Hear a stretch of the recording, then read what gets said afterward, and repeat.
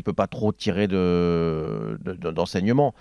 Là où nous, on n'a pas contre Lille. En fait, dans l'idée, c'est le match qu'il faut faire. Oui. Sachant que Lille n'est pas Liverpool. Oui, mais comme Lille, finalement, ne donne pas beaucoup d'opposition, ou voilà, très peu de temps, tu as du mal à te dire c'est un match plein du PSG, effectivement. Ils ont passé un cap sur l'agressivité parce que en face, il y avait un adversaire qui les a. Ce qu'ils voulaient faire. Oui.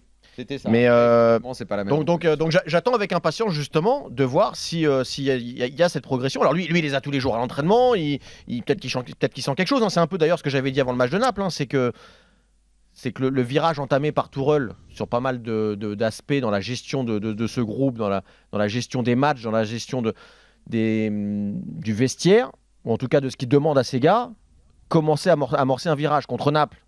On a amorcé le virage, mais on est un peu, on l'a pas bien pris quand même. Donc t'es pas dans une position très confortable. Est-ce que là le virage, tu vas continuer à bien le prendre en accélérant, mais en restant sur tes 4 roues, ou est-ce que tu vas le louper, sortir de route, je sais pas.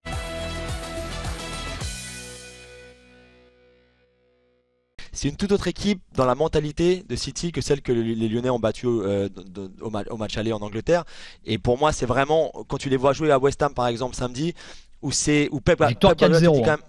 Oui, c'est victoire 4-0 et Pep te dit à la fin, on a eu un peu de chance, on a eu un peu de réussite, je suis pas très content. Alors qu'ils auraient pu gagner facilement 6 ou 7.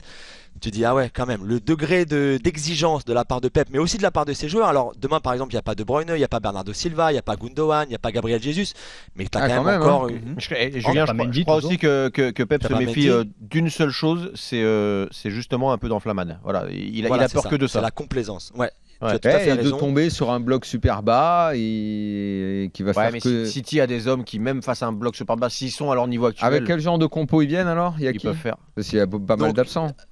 Il y a pas mal d'absents. Alors, tu auras quand même, je pense, devant Leroy Sané, Sterling et Agüero. Peut-être 3 devant. Tu auras Fernandinho au milieu avec David Silva qui est dans la forme de sa vie. Je crois que c'est un but toutes les 169 minutes cette saison pour David Silva.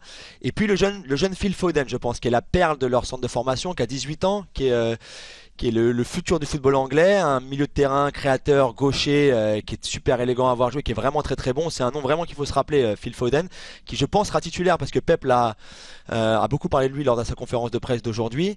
Et puis après les 4 de derrière, tu auras Laporte qui jouera sûrement avec John Stones, Walker à droite et puis à gauche. Faudra voir qui va mettre, sûrement Fabien Delph, l'homme à tout faire un petit peu de cette équipe de City.